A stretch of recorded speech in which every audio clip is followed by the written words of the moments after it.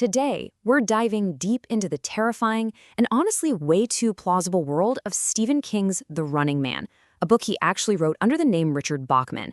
It is an absolute classic of dystopian fiction. This one sentence, this is everything. It's the simple, heartbreaking reason why our main character, Ben Richards, is about to walk into a nightmare he knows he probably won't walk out of. So you have to ask yourself, what could possibly push a person to that point? Well, to get the answer, you first have to understand the world he's living in, a world that's basically already collapsed and left him with zero good options. All right, so picture this. The year is 2025, and it's not the future we were promised. It's a society that is literally choking on itself, crushed by pollution and staggering poverty. King is a master at this. The world he builds isn't just a setting, no way. It's ugly, it's hostile, and it's decaying, a perfect mirror for the society itself.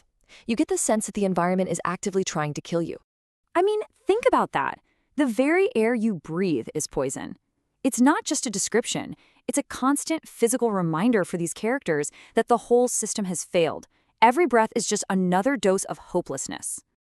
So, how do you keep a lid on a population living in this mess? You give them the free V.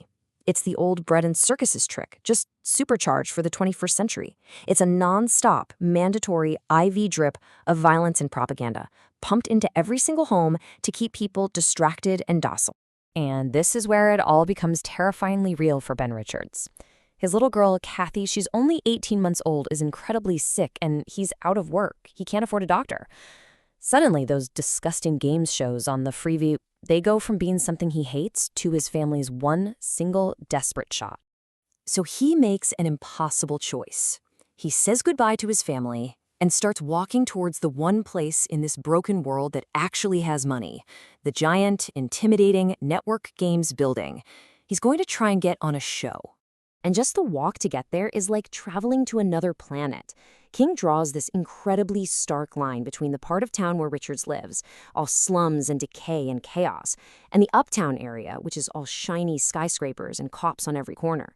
The city map is literally a map of inequality. Now, getting into the network isn't just about filling out a form. Oh, no. It's a full-on, dehumanizing meat grinder. This whole process is designed to break you down, to strip away your identity until you're not a person anymore. You're just a potential product. But here's the thing, the network isn't just looking for warm bodies. They're casting a show, and for a show, you need the right kind of star. They're screening for a very, very specific type of person. And when they pull up Richards' file, bingo, they hit the jackpot. He's smart, sure, but that's not what they care about. Look at that work history, fired 6 times for not taking orders. He's anti-authoritarian. In a world like this, that doesn't just make you a troublemaker, it makes you an enemy of the state. And that's it, right there. That's why he's the perfect candidate. They're not just looking for a contestant, they're looking for a villain, someone the audience can be programmed to hate. And Richards fits the bill perfectly. So he's in. He gets picked for the network's biggest, most popular program, The Running Man. And the show's producer, a guy named Dan Killian, lays out the very simple, very brutal rules of the game. First up, the bait. How do you get someone to agree to this? You offer them a prize so huge it short-circuits their brain. $1 billion new dollars if you can survive for 30 days. It's a number designed to make you forget the odds. But here's the truly evil genius of the game. You're not just running from a few professional killers. No, the game turns the entire country into an arena. Your neighbor, the guy at the corner store, anyone can turn you in for cash. So you're not hunted by a few people, you're hunted by everyone. So what are the actual chances of winning that billion-dollar prize? Well, let's just say the historical data is not encouraging. The odds aren't just bad, they are, well, 0. And the way Dan Killian says this, it's not a warning, it's a boast. It's a feature, not a bug. The game isn't designed for you to win. It's designed for you to put on a really good show while you die. Okay, so the rules are set, the prize is on the table, but before they can just turn Richards loose, they have one last, very important thing to do. They need to introduce their brand new villain to the world, live on TV. And this is pure propaganda 101.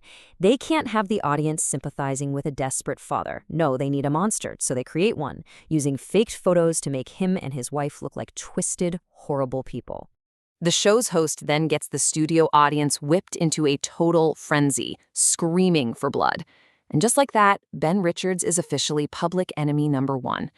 The hunt is on. But here's the tragedy of it all. Richards doesn't just take it. He screams back at them. He curses them, filled with this raw, righteous anger. And in doing so, he plays right into their hands. He gives them the exact performance they wanted, cementing himself as the villain everyone now wants to see destroyed. And with that, the clock starts. He gets a 12-hour head start, and then the entire nation is turned against him. Ben Richards is finally released onto the street. He is now the running man, which leaves us with one last, absolutely chilling question. In a game like that, where the whole world is the arena, where do you even begin to run?